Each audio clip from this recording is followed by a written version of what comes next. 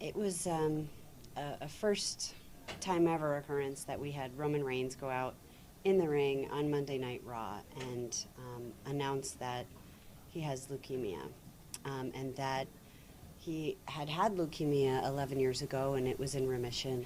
And it was a very inspiring, empowering, and real moment for all of us. And the outpouring of support from the WWE Universe has been incredible. Most touching, some of the kids that we had worked with as a part of Pediatric Cancer Awareness Month, the Superstars of Tomorrow. Roman had been a part of meeting these kids and bringing them to the show. And we just fell in love with all of them because they're amazing. And they created a video for Roman with these kids who are fighting cancer saying, "You can do it, Roman. We're in this with you. You can do it." These uplifting moments. I mean, these kids. And that's the outpouring of support. So I have no doubt that Roman Reigns, Joe and I know he's going to beat this again.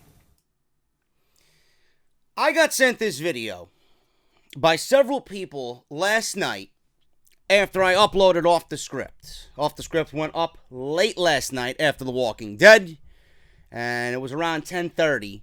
So if you guys missed that, please go check it out. But I got this sent to me by several different people. JD, you got to listen to this. Look at what they're doing. Look at what they're saying. Look at this bullshit. It's all fake. I'd love, and I want to dead this right here, okay? Where in that video are you guys jumping to conclusions that this is all a work? I didn't really hear anything in there that gives you a massive clue as to them, I guess, faking an illness. People were coming to me with all this shit. JD, they're faking the illness. It's a work and blah, blah, blah, blah. Listen, I talked about this yesterday on Off the Script. The story was Roman versus AJ was the planned match just by you watching the product on a weekly basis. WWE Champion versus the Universal Champion. Roman was the Universal Champion. AJ was the WWE Champion. WWE has done Survivor Series with the Raw versus SmackDown theme every November for the last couple of years. That was the proposed match. Vince didn't want it. Vince did not want it. For whatever reason, I don't know. It could be because he wanted to protect Roman even more.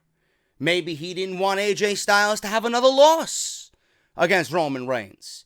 Maybe he really doesn't want the WWE Championship in the main event, and he looks down upon it now in light of the Universal Championship. I don't know. I don't really know. Could be a multitude of different things. We don't know. We don't know what's in the mind of that senile, demented old fuck. Okay? But I did raise the question, and I'm not in this boat.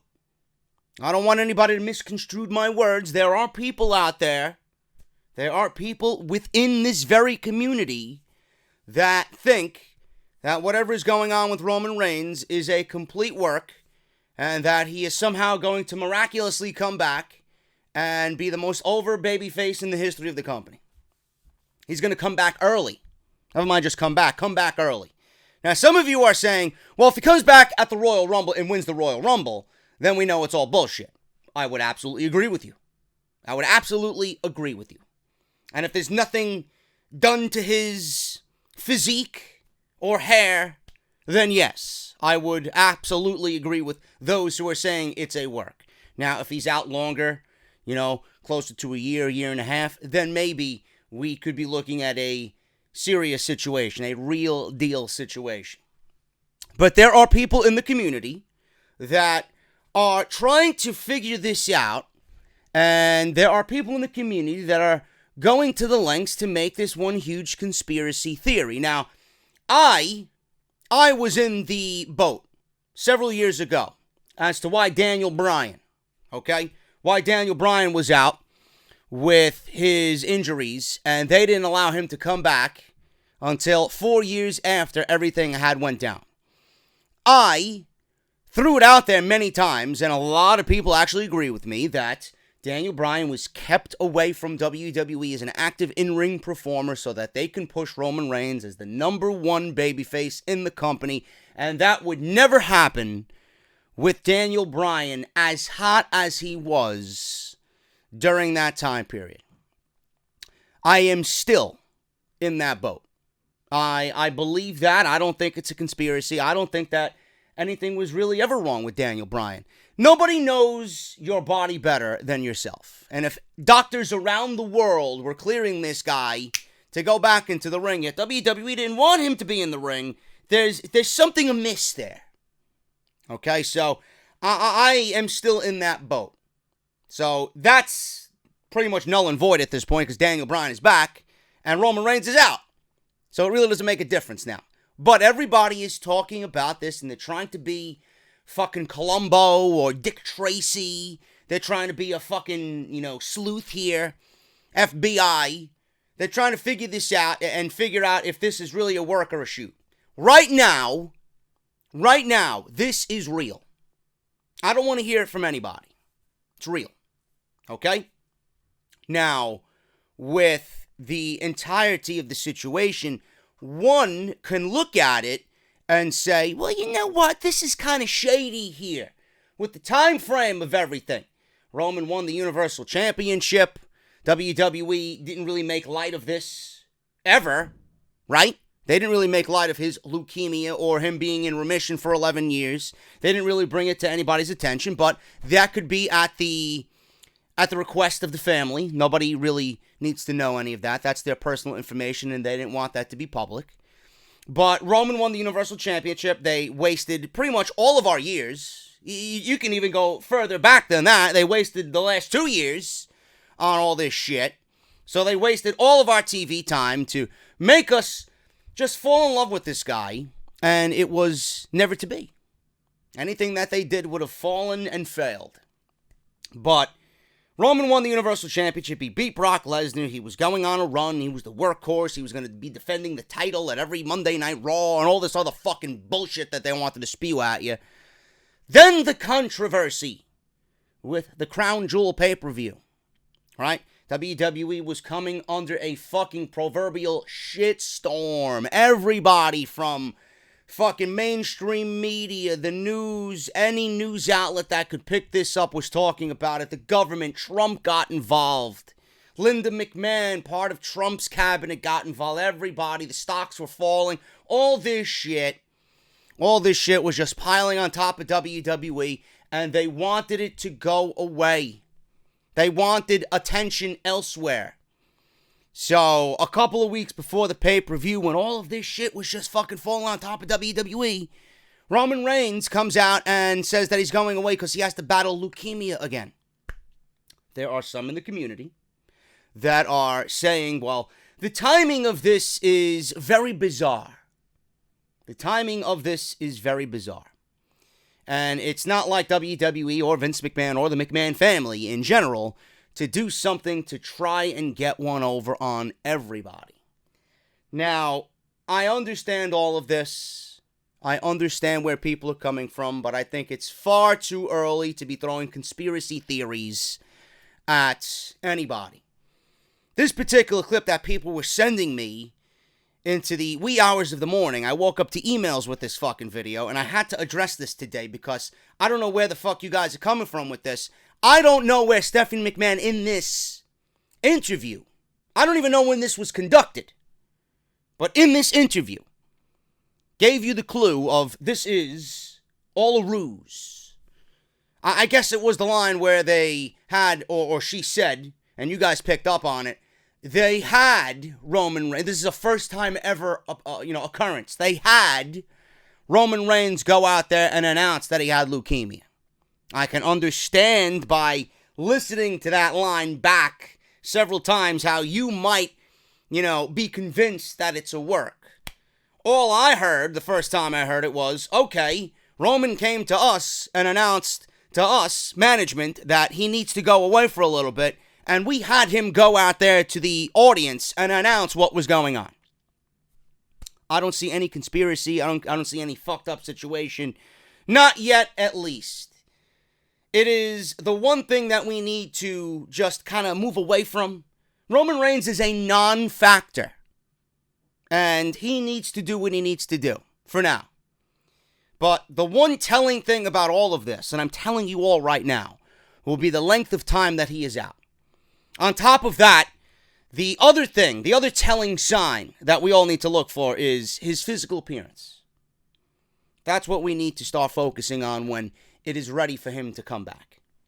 So that's all I'm saying there. I think everybody talking about this, this one big conspiracy. I think you guys need to shut the fuck up, honestly. Shut it down. There are more important things about WWE right now. We got Brock Lesnar carrying the Universal Championship again. Looks like there's going to be some more cross-promotion with UFC. We got Shane McMahon. Shane McMahon now is called the best in the world. He's the best wrestler in the world. I don't know if this is real life or a fucking video game. Maybe in video game land. Not in real life, but this is WWE, and this is what they want to get across to their audience. God bless them. We're going to talk about that. It's a big story today on Off the Script, the number one story. And it could mean a plethora of things. And we're going to go over it. But Shane McMahon apparently has a huge match announced. It's not announced, but a huge match rumored for WrestleMania 35. But this Roman Reigns thing, man, let's shut it down. Let's shut it down. This is episode 246, part number 3 of Off the Script on a rare Monday. It's becoming a little bit more frequent that I do it on Monday, but, it is what it is. Some days I don't really feel like recording. Some days I don't feel like sitting in front of the microphone, but it is what it is, man. This is going up right before Monday Night Raw, which is taped. So you guys know how I feel about taped programming. I fucking hate it. But, oh, JD, why do you like NXT so much, man? That's a taped show. Well, NXT is great television. Raw is not. I can decipher what is good and what is bad. NXT is good. Raw is bad. Simple as that. Most of the time when WWE goes overseas and these shows are taped, they're just meaningless shows. I hope that they're not meaningless. They got Survivor Series to build towards. So we'll see what happens, man. I will be off social media all day because it's going to be a fucking goon trying to ruin it for me. And I really don't want to be ruined with Monday Night Raw because I don't enjoy Monday Night Raw live. So if I know what's going to happen on Monday Night Raw before it airs on the USA Network, I'm going to be even less interested in the show.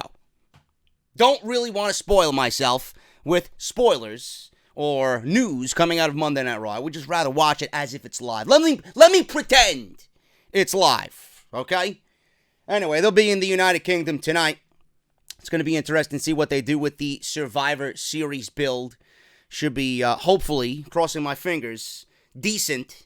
We'll see what happens. But like I said, man, 246, part number 3. If you missed last night's late upload, later than usual, it is live on the channel right now. Go and check that out. We talked about AJ Styles and Roman Reigns not happening at the Survivor Series because Vince McMahon didn't want it.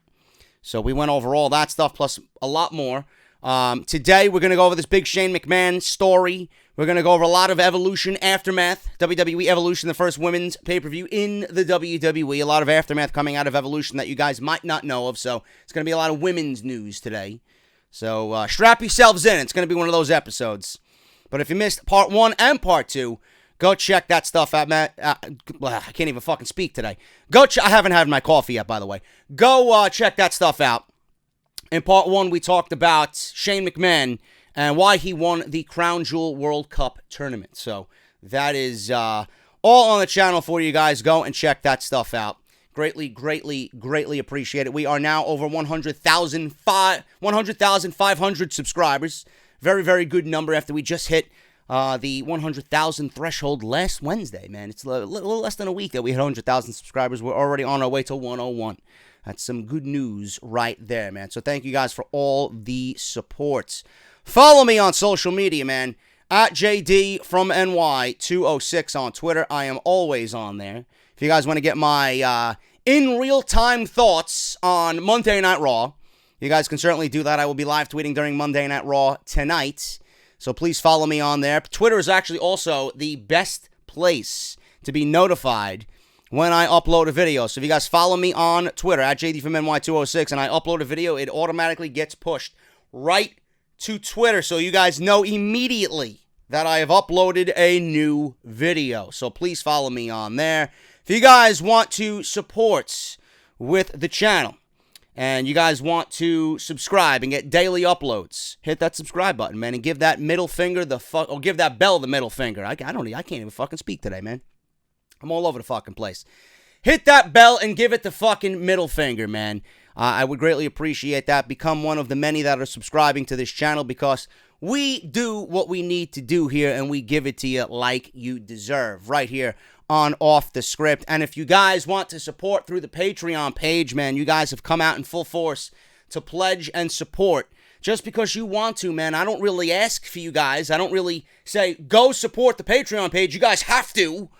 It is the very basis of my livelihood. No, I don't do none of that shit. You guys do it. It's there because you want to do it. And I appreciate everybody, man. It's absolutely mind-blowing how you guys appreciate what I do, and you feel the need that I deserve some hard-earned money, man. That's unbelievable, man. The money that you work hard for, you guys want to show just a little support through the Patreon page. I absolutely love you guys so very much, man. And for everybody that's signed up to the Patreon page, I gotta re-upload all those Off the Script retros that are there, because Patreon fucks it up. I'm not gonna have you guys go cycle back. So if you guys signed up for the $5 tier or more, you guys have access to Off the Script Retro. I will be watching, being that I mentioned in yesterday's video, man, we talked about Old School Survivor Series. I think I'm going to do an Old School Survivor Series throwback Off the Script Retro this week. I think I'm going to go back and watch the 1995 Survivor Series, man. If you guys remember that, it was the match between Bret the Hitman Hart and Diesel for the WWF Championship, man. Probably their best match. So I'm going to go back and watch that. I may do that this week. So look forward to that on Patreon. But I want to shout out you guys here, man. You guys are absolutely fucking awesome for donating to the Patreon page. We have Kel Adderley. I mentioned Kel yesterday, pledging $20. Monique pledging $5. Thank you so very much. This is Tony. Tony actually upped his pledge from 7 to 9. We had Jess W. up his pledge from 15 to 20. I met Jess in Chicago for All In during Podcast Row. Super nice guy, man. Gave me a Oscar Funko Pop. So, Jess, thank you so very much for all your support. We got a $5 pledge from Jacob Sandate. So thank you guys so very much for pledging towards the Patreon page, man. You guys are absolutely fucking beast, and I love every fucking one of you. Harry's, I found out today from you guys that you can indeed choose the color of your blade handle, which I didn't know, man. That's fucking great. That should entice everybody to go get the fucking free trial, man. Harry's is the official sponsor of Off the Script.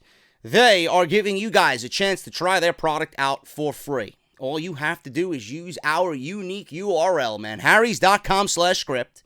You're going to go there. You're going to see what's awaiting you. You're going to sign up. All you guys have to do is pay the shipping and handling. And I guess now choose your blade. You can choose whatever color you want, man. Blue, orange, or green.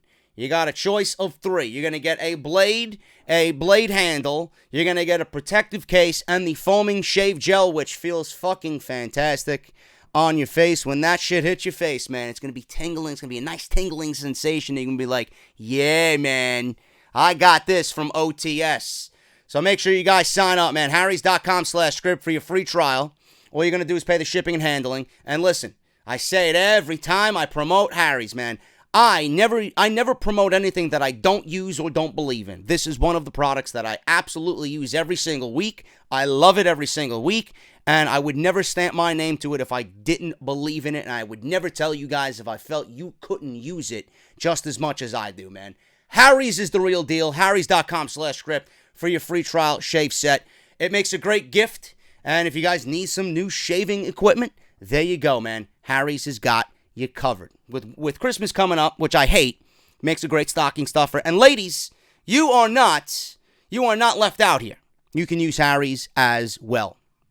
Barbershop Window. Go get your t-shirts, man. barbershopwindow.com/offthescript. Code BSHOP20. Get your new 100,000 subscriber commemorative t-shirt if you guys do not have it yet. I don't know what the fuck you are waiting for, man. Celebrate with me Buy the new t-shirt. It is heavy metal inspired, bro. Actually, I clicked the wrong button. I'm sorry. This is what I wanted. I'm all over the fucking place today, man. I can't get anything right today. This is what happens when I don't properly fuel with my pumpkin spice coffee. But this is the design right here, man. You got the off-the-script logo and the cap. You got me as the puppet master. And there you see it, man. It's a take on Master of Puppets. It's a take on Iron Maiden.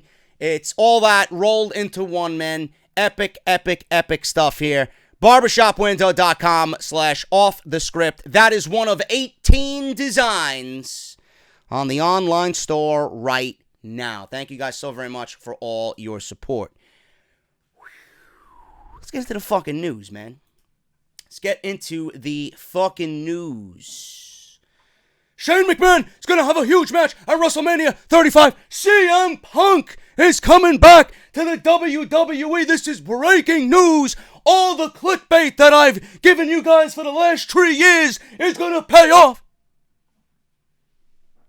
CM Punk. Shane McMahon is going to have a huge match at WrestleMania 35. Shane McMahon left the entire WWE universe. Never mind the fucking WWE universe. He left the whole fucking world. WWE left the whole fucking world scratching their heads when he won the World Cup tournament at Crown Jewel and became the best in the world. I still get a stage 5 disease when I say those words. Absolutely pathetic. I don't know what to say.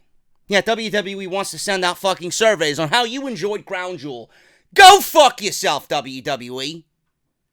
Fuck out of here. I hope everybody that got that survey shit on it and then burned it outside Stamford, Connecticut. But apparently that was all in the plans from the beginning. So that means, to me, whoever's booking these shows needs to be fucking terminated ASAP. Now with WrestleMania Insight, it seems like that a heel turn from good old Shane O'Mac is going to be in the cards sooner or later.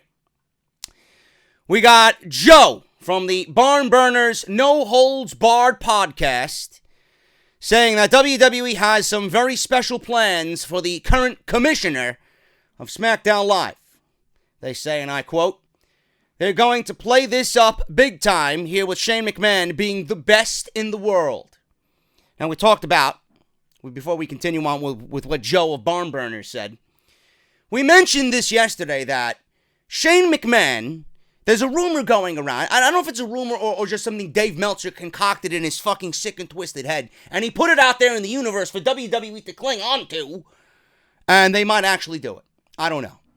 But there could be an instance where WWE gives Shane McMahon the WWE title.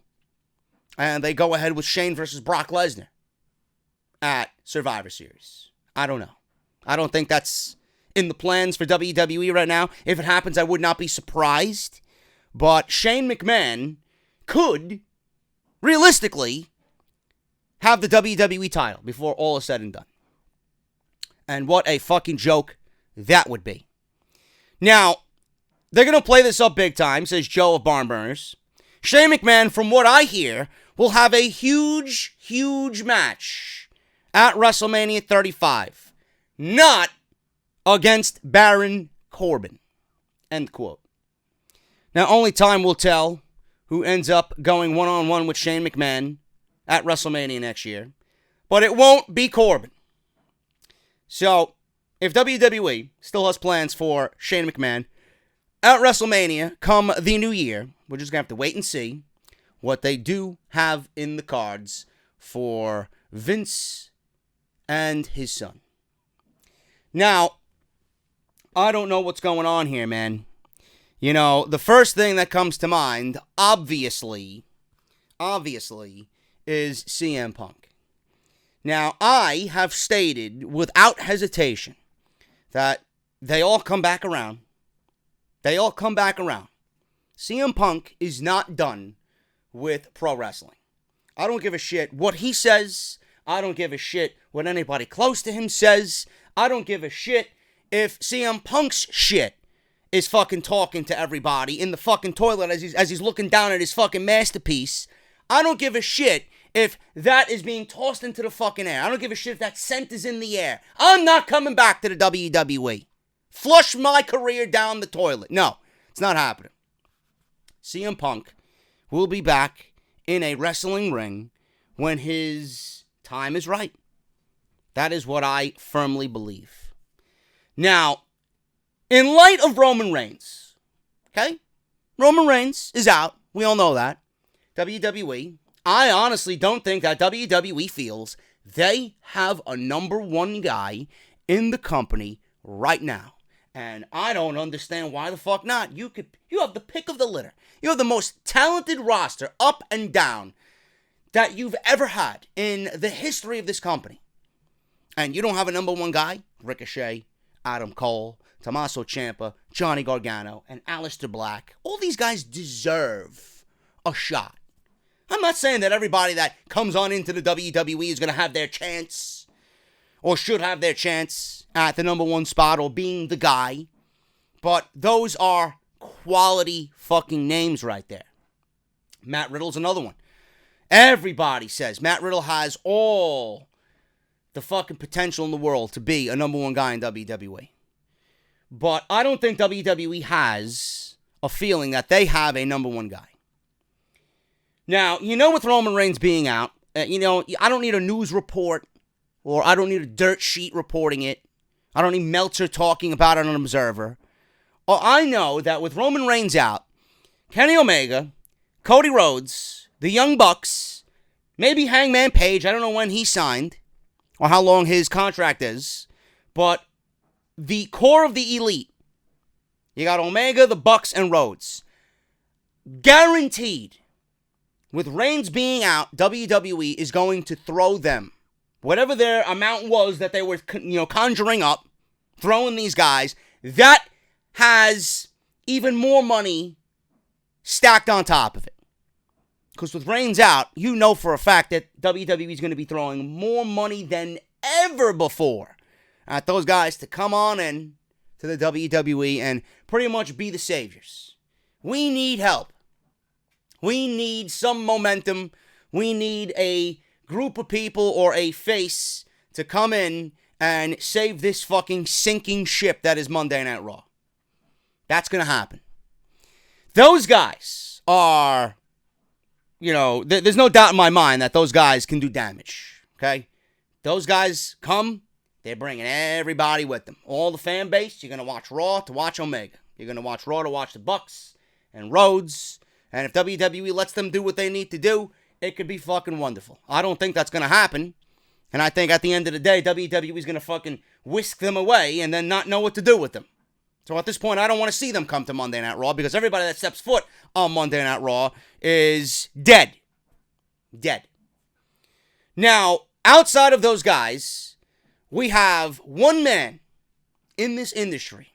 One, I'm not talking about HBK and his bald head. I'm not talking about the return of The Rock.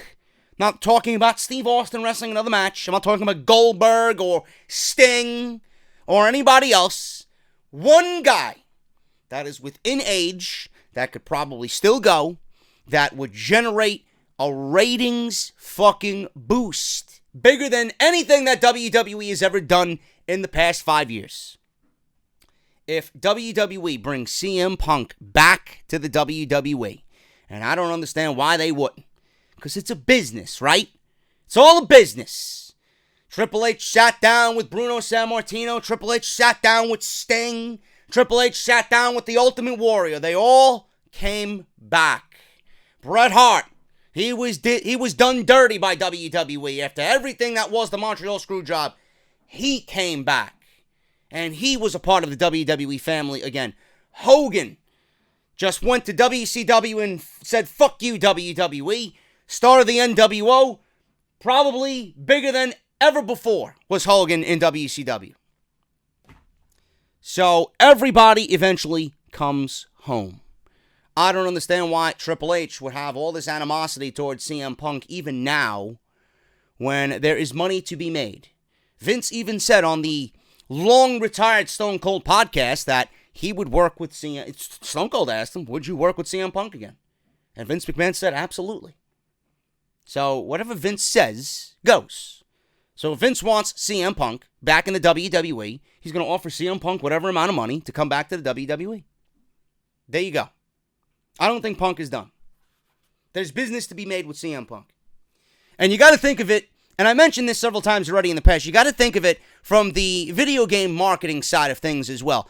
How many more names do 2K have to sell the game? Or, the pre-orders of the game. The DLC game, the pre-order bonuses for the game. How many more guys does 2K have? Not many. Not many. They've used Sting. They've used Warrior. They've used Rousey. They used Rey Mysterio, Kurt Angle, Hulk Hogan.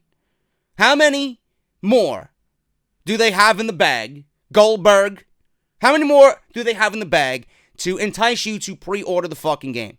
The well is running dry on that side of the fence. And with every one of those guys, minus the full-timers like Rousey and the Mysterios, but every time there's been an issue with any one of those guys, it's been 2K. It's been 2K to kind of build the bridge of relationship again with the WWE, and then all of a sudden we see that guy or that DLC character, that pre-order character, in WWE storylines, on TV, and at WrestleMania. CM Punk is the only one right now that could generate a buzz for this dying fucking product. And I don't mean dying financially. They are absolutely in the worst fucking state that they have ever been. And I've been watching this product for over 30 years. CM Punk is the only one that would generate buzz to get people to watch this fucking show. CM Punk is the only name left, the only notable name left to come on into 2K and be a DLC pre-order character. Play as CM Punk early. Or play the story of CM Punk in 2K20 or 2K21, whenever the fuck this happens. It's gonna happen. Punk will be back in the WWE. AJ Lee has stated that she would love to be back in wrestling. So if she's got that itch, pretty sure Punk loves his wife enough to respect her decision. If he sees his wife wrestling, maybe he'll get the itch too.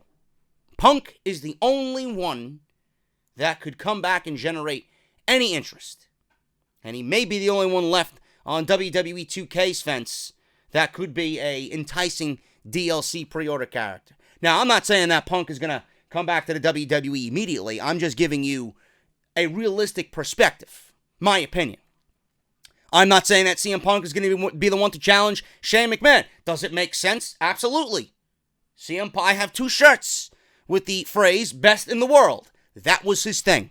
That's the first guy that people are going to think of. Yes, I understand that. But Shane McMahon versus CM Punk at WrestleMania, highly unlikely at this juncture, and I don't think we should be talking about it. But he is certainly a name that is going to be in discussion if WWE has a huge match about this new Shane McMahon character taking place and moving forward with it, where he thinks he's the best wrestler in the world. Now, there are other options for WWE here as well.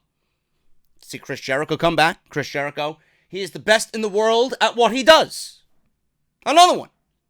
Jericho, I believe Jericho had a Wrestle Kingdom match announced today. And I believe that was against Tetsuya Naito, correct? So he's going to be defending the IWGP Intercontinental Championship. So I don't know what's going to happen there. We'll see what happens there. With that, Jericho, I think it's about time he loses that and drops it to one of the full-time guys over there. Yeah, it's been great on Jericho, but, you watch Jericho wrestle, and, it stemmed from the Kenny Omega match. And believe me, I've seen clips. I've seen certain highlights of the matches that he's done throughout the year.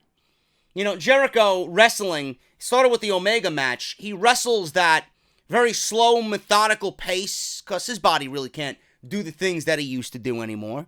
So he's wrestling a more methodical, brutal-like pace. He goes out there. He's a brawler-like. He goes to the outside and fucking, tosses shit around ringside and, sticks the middle finger up at the camera and all this other shit. He's a tough guy. He's a badass. And he's a brawler. Does what he wants. He doesn't give any fucks at all. That's Jericho's comfort zone right now. And it all started with the Omega match. That match was fantastic. But Jericho, how much longer can he do what he's doing right now in New Japan? You know? It's kind of losing its appeal. Sooner rather than later, you're going to want to see Jericho back in the WWE, or Jericho himself is going to want to be back in the WWE. And you know, with all the money WWE's making, that they'll probably throw a boatload of money at Jericho to come back to the WWE and say, hey, come on over here. Enough New Japan over there, man. We got some money for you waiting with your name on it. And a big Wrestlemania match to prove that you're the best in the world. You may take it. I don't fucking know. I don't know. But I don't think Jericho in New Japan is going to come on over to WWE and be that same Jericho. We'll probably get The List, and we'll probably get the watered-down version of Jericho and all the fucking cheesy comedy. The Jericho that we see now is the Jericho that I want to see in WWE, but I doubt that's going to happen. But it could be Chris Jericho. Could be Chris Jericho versus Shane McMahon at WrestleMania 35. That would get a huge pop. And you know about WWE and their nostalgia kicks and making WrestleMania the big surprise, right? The big surprise at WrestleMania. Could be Punk or Jericho. It could be Kenny Omega. Could be Kenny Omega wrestling Shane McMahon. Kenny Omega could sign with the WWE. They could keep him under wraps until WrestleMania and have that fucking music go off. That Final Fantasy VII-like theme conjured up by CFO. Right? They'll make him a new theme song. He comes out in front of 70,000 people in New Jersey. Kenny Omega points the gun at Shane McMahon, and he's announced as Shane McMahon's opponent for WrestleMania 35. You want to call yourself the best in the world? I've been the best wrestler on the planet for the last 2 years. So if you want to call yourself the best in the world, prove it. I'm right here. Could be Kenny Omega. Now, I don't think that's an ideal first opponent for Kenny Omega, but it would certainly send Kenny Omega off and running on SmackDown Live. And you know, with WWE moving on into the new Fox deal just a few months later, Kenny Omega could find himself as the face of SmackDown Live. I don't know. I'm just thinking in theory. Could be. I don't know who else it could be. Who else is the best in the world? Only time will tell. But that does not mean CM Punk is coming back, all because he's in the thumbnail, and all because I seen fucking irrelevant views ent. You know? CM Punk is coming back to the WWE. Huge WrestleMania match announced. Oh, let me do it in his voice. I'm sorry. CM Punk coming back to the WWE. Huge breaking news. Huge match announced for WrestleMania 35. Hit that subscribe button. Buy my t-shirts that nobody wants to fucking buy. I got New York on my cap, even though I'm from Boston. I got 1,000 views a video, even though I got more subs than JD. YouTube's not pushing out my content. Moving on. That was that story. Let's move on from it. Whatever happens, happens. I don't have any faith in WWE, but it is what it is. Let's talk about Evolution. Decent show. You know, if you want to think about it, it was a night in which the women came and delivered. Not arguing with you, you know. But if you think back to the pay-per-views that we've seen this year, you know, WWE set the bar pretty low. So when we watched Evolution, everybody was like, wow, this seems like an NXT production. Got the dark lights. You got the NXT-style ramp, right? There's no ramp. It was just an aisleway. Got the old-school barricades covered with black cloth and the Evolution logo. Very old school. Very NXT house show-like, right? But there's a reason why Evolution had a scaled-down set. So, Raw and SmackDown were in the Carolinas that following week. Monday Night Raw was in Charlotte, which means the production trucks had to be in Charlotte so that they can start setting up. The production trucks could not be in New York, Long Island, break everything down, then drive to the Carolinas, and then get to Charlotte, and then set up and be ready in time for Raw and SmackDown. So they had a different scaled-down production and a different crew in some cases, and the regular production is in Charlotte where they needed to be. the staging and the lighting and all that other stuff. There are certain people who work production that would usually be in town already for Raw and SmackDown, and those shows, instead, tomorrow happening on Raw, they were going to be on the first plane to Charlotte from New York, end quote. It should also be noted that WWE has a small crew in production as well right now because some of the people actually flown over to Saudi Arabia to set the stage up and get Crown Jewel ready that week prior. After all, they have a soccer field to get ready for a pro wrestling event. That was Meltzer talking about all that leading into Evolution and then Crown Jewel and then Monday Night Raw and SmackDown Live afterwards. So if you were wondering why Evolution felt a little scaled down, that is the reason there. And scaled down doesn't necessarily mean bad, man. I actually like the black lighting. It's a little bit more intimate. You know, when they do it at TakeOver, even though we know TakeOver is mostly a fucking sellout anyway, every fucking time. Who the fuck's going to want to miss a TakeOver show? If you do, you're a fool. But the black lighting and the dim crowd, I think gives a more intimate feel. Plus, we tried that at House of Glory for High Intensity in August this past summer. And I actually liked it because the spotlight was on the wrestlers. And that's the way it should be, man. I like the smaller ramp or the absence of the ramp. I like the LED boards and the Titantron. They all look good, man. The old school barricades. The scaled down set doesn't necessarily mean bad. I actually like that a little bit more than the overall overwhelming production and all these lights and all this shit. Scale it down. Much more my style. Vince McMahon actually controlled gorilla position during Evolution. Now, this actually shocked the shit out of me, man. I didn't think Vince McMahon was actually going to be there for Evolution. Evolution had a positive reaction online for the most part. It was decent. It wasn't the greatest pay-per-view of the fucking year. But fans compared the production to NXT, with longer and more often technical matches showcased throughout the few hours on air. Now, Pro Wrestling Sheet confirmed that it was Vince McMahon who held down gorilla position at Evolution. He was helped by Stephanie McMahon, Triple H, Michael Hayes, and Road Dogg D-O-double-G. This is interesting given a fair amount of the audience compared it to NXT. Additionally, Pro Wrestling Sheet revealed that Stephanie was beaming with pride throughout the show. She did come down to the ring during the show alongside her husband Triple H and Sarah Amato, trainer at the Full Sail Performance Center, to hand Toni Storm flowers and the Mae Young Classic trophy. Also of note, Finn Balor, Christian, Vicky Guerrero, Eve Torres were all backstage that night. Torres made an appearance on the kickoff show and Guerrero was featured in a promo package. Balor was also shown sitting at ringside. So Vince called Gorilla. He called the show, controlled Gorilla from Gorilla position, man. This would explain why Toni Storm and Io Shirai only got 9 minutes. So, Vince, just shitting on the NXT product as always. What else is new? But Vince controlled Gorilla. If you guys were wondering what was going on there, Vince was in control of everything at Evolution. What WWE considers the real victory coming out of the Evolution pay-per-view.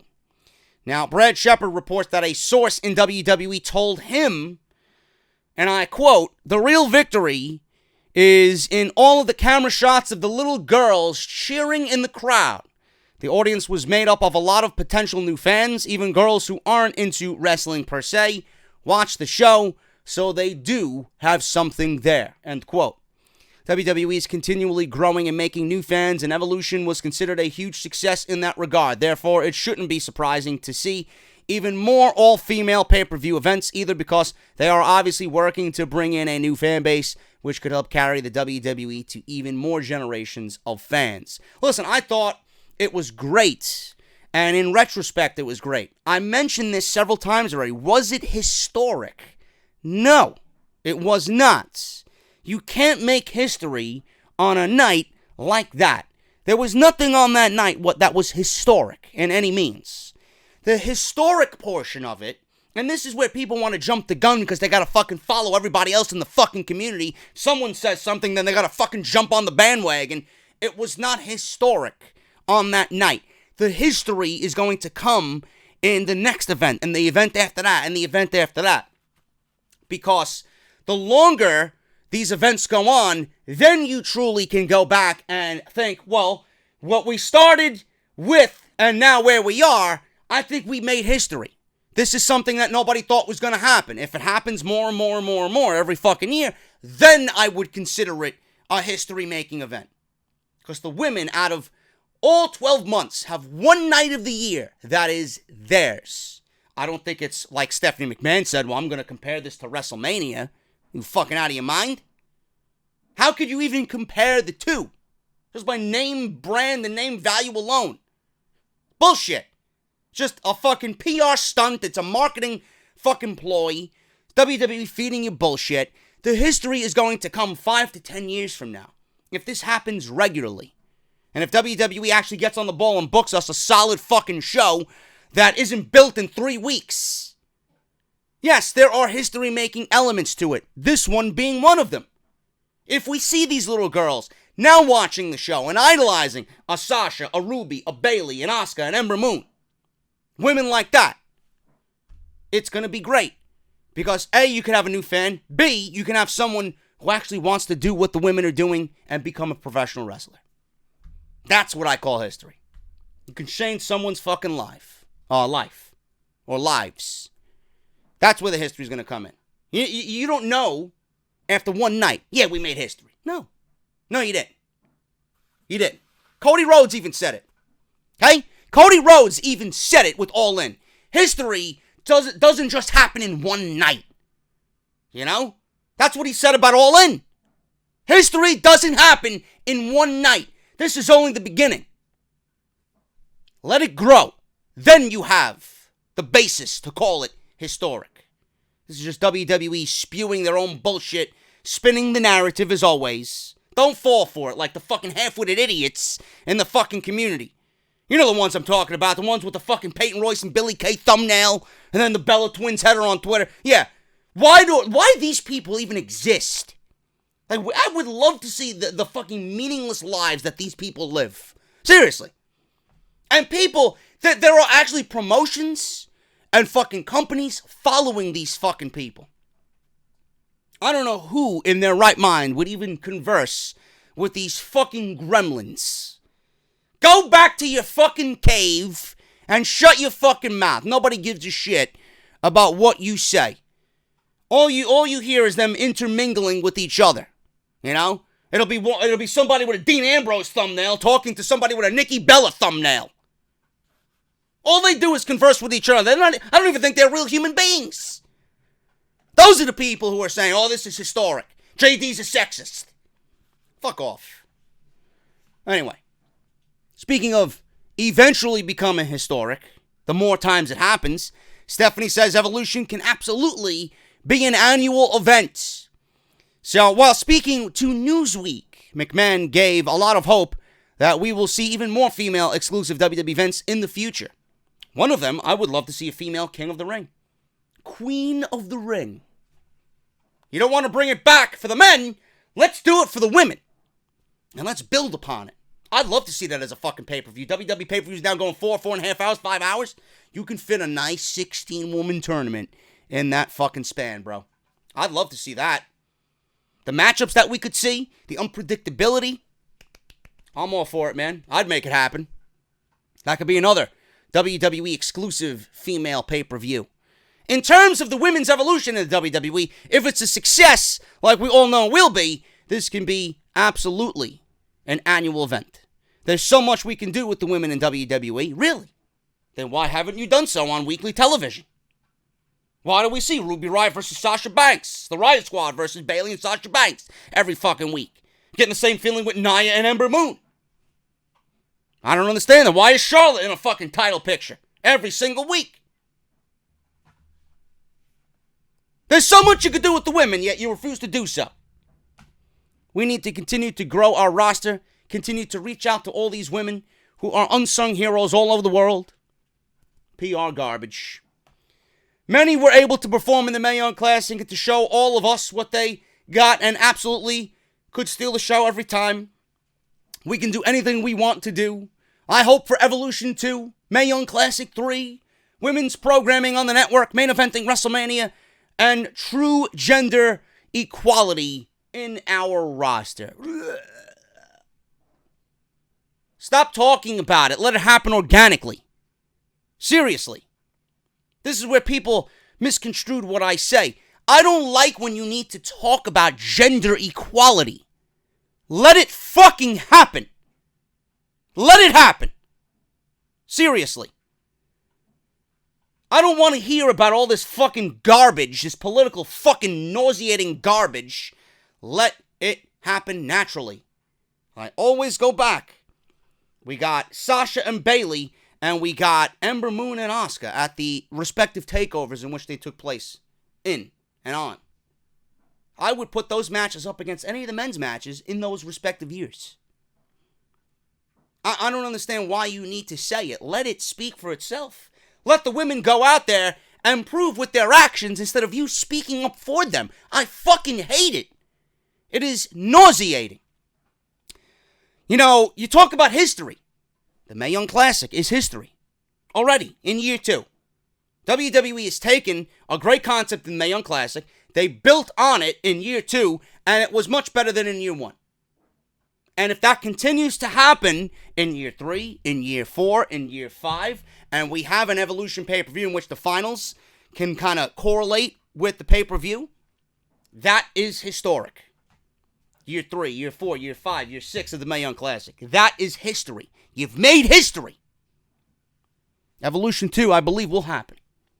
I honestly believe WWE will do an Evolution 2 with the fanfare and the reception that it got and how hard all the women worked that night. There will be an Evolution 2. I just hope and pray, that WWE books it a little bit better than they did this year. That's all I ask for. So only time will tell if we'll get an Evolution 2. Looks like WWE might be announcing the women's tag team titles within the next calendar year. Who WWE considers their biggest draw right now in the absence of Roman Reigns? Brad Shepard reports that a source in WWE told him Ronda Rousey absolutely is the main draw right now. Which sucks because I feel bad for everybody who's worked their ass off in the WWE only to have an outsider with more name value than anybody on the roster before she even stepped foot in the company is now the main attraction. But WWE is a business, and I'm thinking as a wrestling fan, maybe I should get more inside with the business aspect of it. This makes sense in regards to not only her name drawing power, but also what she's been able to accomplish in her short career as a WWE superstar. So don't be surprised to see WWE continue an emphasis on Rousey more than ever at this point, as her full-time status as a WWE superstar certainly hasn't gone unnoticed by management. That is not really all that, I would say. A lot of people, if you were to ask people who's WWE's biggest superstar right now, they'd probably go to Ronda Rousey. So that's not all out of the realm of anybody really thinking hard about it. Ronda Rousey is the number one draw right now. Ronda Rousey is the number one name in that company outside Brock Lesnar. Simple. It's not really a surprise to anybody. Ronda Rousey for Charlotte is still the likely direction for WWE right now for WrestleMania 35. WWE's annual Survivor Series event will see Ronda Rousey versus Becky Lynch, as they're advertising the women's champions of Raw and SmackDown facing off to determine who will reign supreme.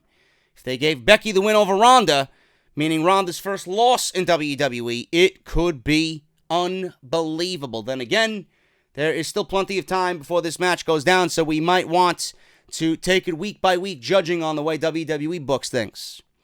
But with this kind of epic match being promoted, another high-profile women's match seems to be getting pushed back. Mike Johnson spoke on PW Insider Elite Audio about how Lynch versus Rousey could only be pushing back an eventual contest between Ronda and Charlotte, which could be the money match on the WrestleMania marquee. Stephanie McMahon just mentioned that, the women are making history. We got all these matches with the women. Hell in a Cell, Royal Rumble, Money in the Bank, Evolution, right? I would not be surprised if Ronda Rousey and Charlotte main event WrestleMania or the women main event WrestleMania this year. He says, and I quote, "Wrestling Ronda Rousey for the first time, that's something special. That's something cool. And if they're going forward with it, then chances are they're going to have to save Ronda and Charlotte for WrestleMania." End quote. Since Flair versus Rousey only seems logical and it needs to take place on a big stage, only time will tell if WWE can hold off until WrestleMania next year. But for now, it seems like they're keeping Rousey plenty busy in the meantime. It's also important to note that Flair doesn't have to be champion in order to face Rousey at WrestleMania, because if she wins the Royal Rumble and simply decides to face Ronda, that could make the match come into reality as well. Now, this is a very interesting situation with Ronda Rousey and Becky Lynch. WWE didn't want to put that match on at the Survivor Series because they think that is the women's match for WrestleMania. That is a WrestleMania-worthy match. Charlotte Flair, their queen, their golden nugget, their Roman Reigns of the women's division versus Ronda Rousey. That is a WrestleMania match. So they decided to give Becky a run with the title and get this match out of the way. But you got to look at the landscape that is Becky Lynch. Becky Lynch, right now, arguably, could be the most over performer on both men and women. On both men and women's side of the fences. She could be the most over athlete. She could be the most over superstar in this entire company. Now, I stated this to a few people already. With Ronda and Becky going into Los Angeles, this is going to be a split crowd. A crowd that you might actually hear boo Ronda Rousey in light of Becky Lynch. Becky Lynch cannot lose to Ronda Rousey. After everything that she did to prove herself to Charlotte, you're going to have her go into Survivor Series and tap out to Ronda Rousey? I don't like that at all. Excuse me. Now, I know I mentioned with Evolution, there really is nobody on this roster that you could make into a believable act to wrestle Ronda Rousey. I don't give a shit who you are. Becky, Charlotte, nobody. The only one is Shayna Baszler. The only one is Shayna Baszler right now. I don't give a shit who you are. I know I stated that, how could you make it a believable match with Nikki Bella? You could say the same thing for Becky Lynch. But Becky Lynch is a much better wrestler than anybody that Ronda Rousey has faced before. So, you got to look at it from the direction of Becky here. Becky cannot go into this match taking a loss. It either ends in a count out, it either ends in a DQ, maybe Charlotte comes in and interferes, or maybe, Charlotte, after losing to Becky at Evolution, has grown to respect Becky so much. She even said it herself. Paige wanted her to be the team captain for Survivor Series, right? She's going to be there. Charlotte said, I might not be the woman for the job. Charlotte could interfere. I got something flying around me. I don't know what the fuck's going on. Charlotte could interfere in the Becky versus Ronda match and help Becky win the match. Cause a distraction, which would set up Ronda seeking revenge at WrestleMania. And Becky, the way she is right now, she don't really have to sit there and like that. Charlotte helping. I don't need your fucking help. I don't need your help at all. This could either lead one of two ways. One, we could get Ronda waiting for Charlotte to win the Royal Rumble, and we get the match that way. Right? Or we can get somehow that same outcome, but Becky Lynch wants to be thrown into the mix, and we get a triple threat match at WrestleMania with Ronda, Charlotte, and Becky to finally prove who the man really is, quote unquote.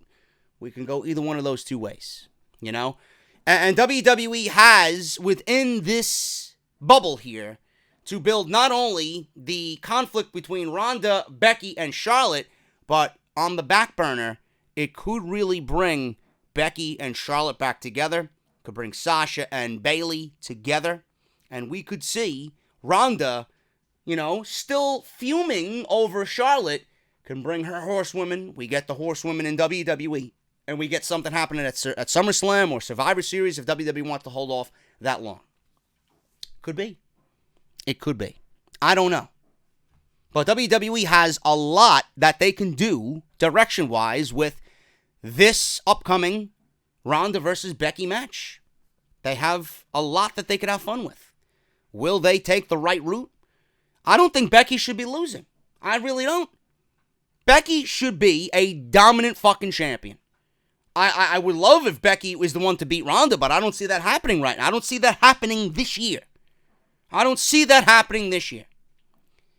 But maybe if we get a count out or a double count out or, a DQ, none of these women should be pinned. Ronda should not be pinned. Becky should not be pinned. Either cause a DQ, a count out, or something like that, which will lead on to this story continuing. So I don't know what's going to happen there. But it's going to be interesting. Probably the one match I think everybody's most excited for come Survivor Series. And I'm in that same boat. WWE is also considering a major change to a potential WrestleMania main event. We talked about Rousey versus Charlotte. We are now talking about the triple threat match that I threw out there. WrestleMania is the biggest show of the year, and WWE wants to load it up the best way that they can. We talked about Rousey versus Charlotte possibly being the main event for that show, but those plans aren't set in stone, and we could see Becky Lynch be added. They are considering adding Becky to the main event of WrestleMania 35 if they are going to go with Charlotte and Ronda. And Brad Shepard reports that his source told him, aside from The Rock formally agreeing to do a match, your main event is Ronda versus Charlotte, or a mix of Becky, Charlotte, or both in a triple threat match with Ronda Rousey. So I mentioned it, and WWE is considering it. It is on the table for plans right now, which are way too early to be confirmed by any sources, but they are talking about it. It could be Ronda versus Charlotte. It could be Ronda versus Charlotte versus Becky at WrestleMania. Why Becky Lynch retained the SmackDown Live Women's title at Evolution? Now, obviously, I told you guys before, they didn't want to do the Ronda versus Charlotte match at Survivor Series. It's too soon for them. That is a match that should take place on a bigger pay-per-view. But Bryan Alvarez brought up a very plausible reason for this win on Wrestling Observer, as WWE's future plans might have simply been easier to tell with Lynch as champion. He says, and I quote, "I had not thought of that, but in fact, that makes sense because when that match was over, the first thing I thought was they're going to give Becky a big win here because they're going to take the title off of her probably at the next pay-per-view. Obviously, it's not going to be the next pay-per-view, but my guess would be TLC. But that does make sense because they're doing champion versus champion, and I'm sure they don't want Ronda versus Charlotte until WrestleMania. So yeah, I think that's the one big reason that happened at Evolution." End quote. So we're all in the same boat here. We know why Becky retained the title at Evolution. So that is what Bryan Alvarez stated there for the reason why Becky Lynch retained the title at Evolution. Becky Lynch playing her character on Twitter completely threw Alexa Bliss under the bus. Now, I'm not a big fan of Alexa Bliss whatsoever. Alexa Bliss loves to cosplay, and her character even resembles, Harley Quinn character to a point. She even dressed up as the Joker's little accomplice on a time or two to compete, in the ring against whomever. I don't remember who she came out dressed as Harley Quinn for, but she has done it. So she loves Halloween, and Bliss was trying to say that she was better at cosplay than Becky Lynch. And Becky Lynch stepped in and fired a shot at Bliss that was way below the belt. Alexa is, I believe, cleared. She's now cleared to return to in-ring competition. She had a concussion, and she had to miss a lot of time in the ring because of it, including her much-hyped WWE Evolution match with Mickie James and Trish Stratus and Lita. So they replaced, her with Alicia Fox. So it's not very nice to make fun of someone until, they come back. But Bliss was sitting on the sidelines and having to miss out on being part of history. This is why Lynch makes such a great, character on WWE TV right now. She said, and I quote, "You should cosplay as a water boy because of all the time you spend on the sidelines." Becky tweeted back at Bliss. This was certainly a big-time dig, and even if you're upset by it, you have to give Lynch props for a well-worded insult. Now, I don't know if this is going to lead to a feud, but fuck Alexa Bliss. Becky Lynch is where it's at. She has all the right in the world to continue her character on WWE social media. Moving on here, man. Moving on here. Rumor killer on the plans for the ending of WWE Evolution. Now, Ronda Rousey versus Becky Lynch is slated to take place at the Survivor Series. We all know that. But there are reports that WWE changed their plans at the last minute, and WWE Evolution was supposed to conclude with Becky Lynch beating down Ronda Rousey after a hard-fought victory. Thank God, as I'm reading this, that did not happen. Over Nikki, a hard-fought victory over Nikki fucking Bella. My God, I want to fucking vomit. But that is not the case, according to sources. They shot an angle, which aired, but it aired when they wanted it to. WWE.com included a description of Rousey and Lynch and their altercation, saying, the rowdy one's title holder, I don't know who the fuck writes this shit. The rowdy title holder's celebration was short-lived, just moments after she and Becky stood triumphantly side by side along with the rest of the female superstars in the culmination of this monumental event. Oh my fucking God. Excuse me, guys.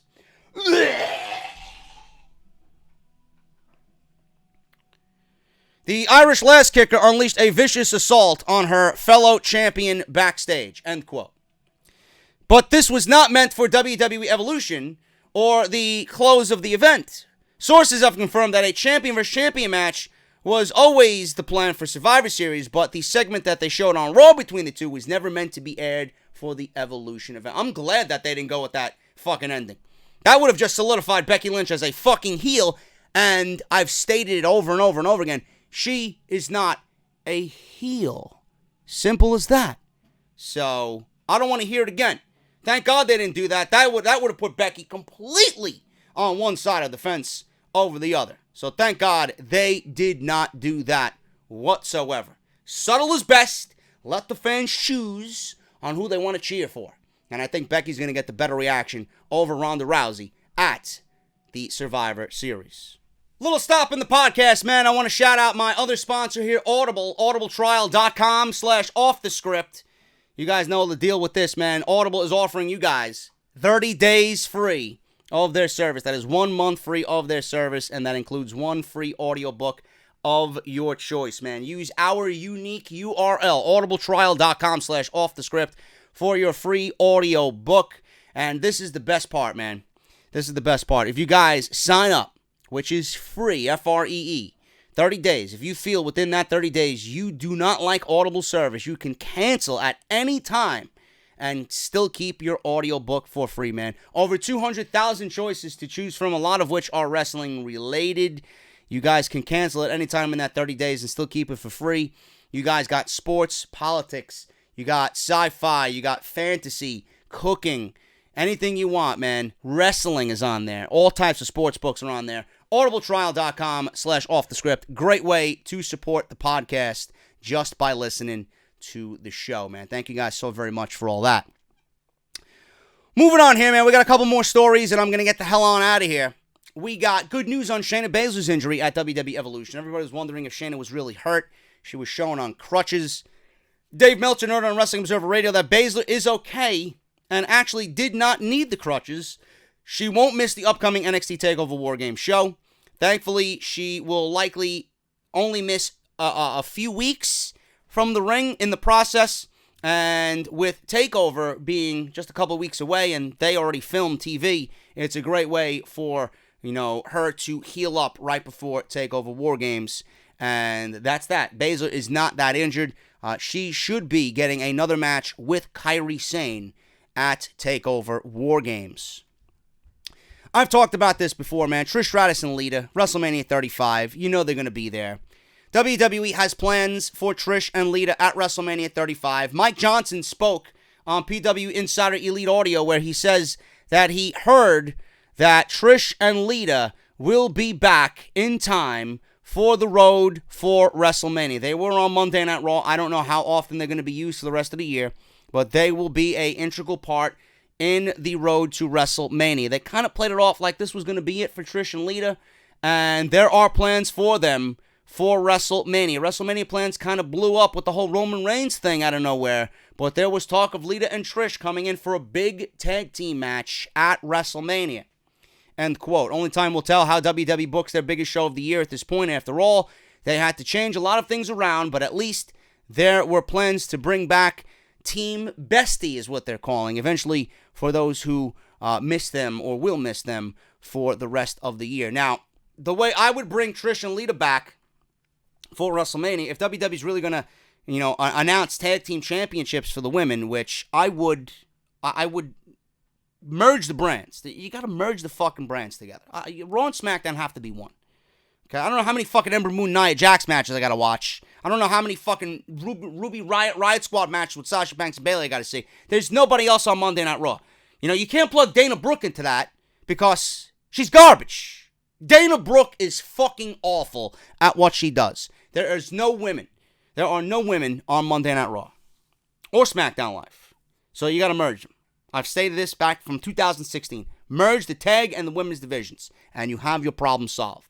How would I book Lita and Trish at WrestleMania 35? Simple. I would have Trish and Lita in the finals of the tag team tournament for the women's championships, for the tag team championships. I'd have Trish and Lita in the finals with Sasha Banks and Bayley. There you go. Not only do you got two Hall of Famers working the match with Sasha Banks and Bayley, you got the past and you got the future right there. It will be a nice passing of the torch to both Sasha Banks and Bayley. It's got to be a reason why Sasha Banks and Bayley did not go through that breakup storyline and why Sasha Banks did not turn heel.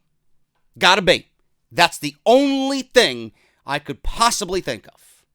And Sasha Banks and Bayley, you could come up with some teams. You could come up with a nice little tournament. You got Tamina and Nia, right? You got the Iconics. You got Asuka and Naomi, who have been together, You got the Bella Twins. You got Team Bestie. You got Sasha and Bayley. You could put Alexa and Mickey. You got teams. You got teams there. So I don't see why WWE wouldn't do exactly that at WrestleMania 35. It would be a feel-good moment for Sasha and Bayley. I have news on WWE. We're moving away from the women now. I got a couple more news stories here, and we're going to get the hell out of here. Well, Drake Maverick has two roles on WWE television. He's the GM of 205 Live, and he's the handler now of AOP.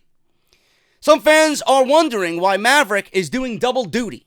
Mike Johnson explained during a PW Insider Elite Audio update that the reason for this move was just like most other important decisions in WWE, Vince wanted it that way. He says, and I quote, "For those of you wondering how that happened, basically, like a lot of things in WWE, Vince McMahon put out the word, and everybody got in line to do what Vince McMahon wanted. It's got to be frustrating to be running 205 Live, by the way. You're trying to build things up and create some momentum for yourself and get the brand off the ground, and then Vince goes, nah, I want Drake Maverick, and he's going to be a completely different character that he's been on our TV show. By the way, he's still on your TV show as the other character." End quote. Only time will tell if WWE ends up replacing Maverick in his role as general manager.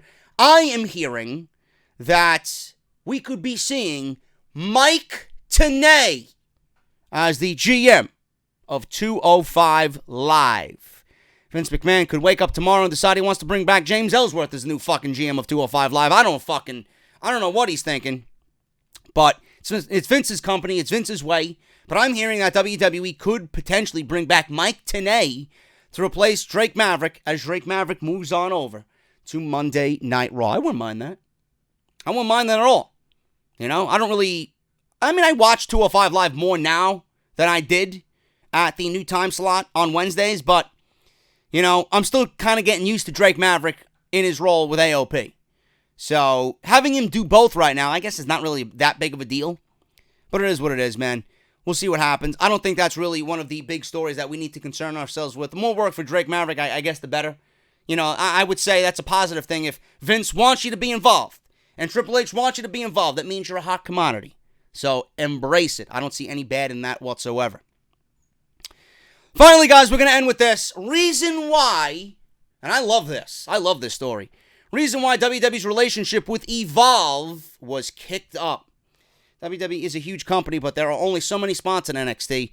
After all, with all the talent they keep signing to come on to work with the company, the Performance Center right now is filling up very quickly. Therefore, it piqued a lot of people's interest when two matches at Evolve's event last Sunday night resulted in new champions from NXT. Fabian Aichner, who I am incredibly high on, and I want to see more of in NXT. He is the new Evolve champion, and the Street Profits are now the Evolve Tag Team Champions. It was announced that the new champions will be appearing on all announced Evolve dates from this point on for the rest of the year. PW Insider reports that the reason NXT Superstars were crowned has a lot to do with how closely the two companies are at this point. Gabe Sapolsky, who runs Evolve and also works for WWE, helped arrange the deal where NXT talents could perform at Evolve events because they need somewhere to go since NXT house shows are already crammed full of people. This is a relationship that they've been working on for quite some time, even years ago, and Sapolsky had the chance to develop this talent. It's also reported that the idea at this time looks like they're going to farm talents out of Evolve events, and it wouldn't be too surprising to see many more join as time goes on. This is fantastic. This is fantastic. This is a great way for everybody who's not on NXT TV that is waiting in the wings and ready to be featured. They are ready to go to be featured, get work, hone your craft, and when WWE's ready for you, you would be ready and ready to go when Triple H needs you. You can fit right in when somebody else is hurt, etc., etc. You know, you need a new superstar. Here you go. Look at Fabian Aichner. He's the Evolve World Champion. Plus, it gets you to work different guys, different styles, and it hones your craft, like I said, even better. This is great for a team like the Street Profits, man, where the tag team division right now is pretty much spearheaded by the War Raiders and Undisputed Era. I don't see the Street Profits factoring into anything right now, honestly. So this is great to get them involved, hone their craft as tag team champions and a tag team in general, and to get them to work with different styles, different teams, and just get working instead of sitting idle and working the same teams and the same guys over and over again. They got new talent that they could work. Same thing with Fabian Aichner. This is great. I absolutely love this. And if we see some Evolve talent on NXT, even better.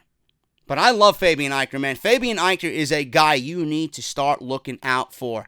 The time that he was given on NXT in matches with, I don't know who he went up against. I don't remember really. It might have been Donovan Dijak or it might have been Ricochet. But he's the guy that they went to kind of be like an enhancement talent. But the time that he was given, he maximized in 3-4 minutes tops. Made you want to see him even more, man. He is going to be a stud. He was in the first Cruiserweight Classic. And even then, I didn't think he was a Cruiserweight. Now he put on more muscle. He's gotten bigger. Put on more weight. Fabian Aichner is money, bro. I can't wait to see what he does as Evolve Champion. And I can't wait to see how he hones his craft and develops into a guy that NXT, without question, is going to set their eyes on and think, this guy's a fucking star. I can't wait, man. Reason why Evolve's relationship was kicked up? There you go, Gabe Sapolsky. He's the mastermind behind all of it, and I think this is a great move for both NXT and Evolve, respectively, man. I'm getting out of here. Thank you guys so very much. We did an hour and 20 minutes today, and that is right before Monday Night Raw, man. Thank you guys so very much. If you enjoyed the content, please make sure to hit that thumbs up, hit that subscribe button, hit that bell. Follow me on Twitter at JDFromNY206 on Twitter and Patreon, man. If you guys want to support through the Patreon page, patreon.com/JDFromNY206. Get your t-shirts, barbershopwindow.com/offthescript, code BSHOP20 for 20% off. You know harrys.com/script, and audibletrial.com/offthescript. Man, I'll see you guys tonight for the Monday Night Raw review, and then I'll see you guys tomorrow with some more gaming content right here on the channel. WWE 2K19, my career continues with Mr. 9 to 5. I'm getting out of here, guys. Thank you so very much. Let's try for it. 2,000 thumbs up on this very podcast today. And I'll see you guys next week right here on Off the Script for episode 247. See you guys tonight for Raw. Till then, enjoy your Mondays. I'll see you guys later.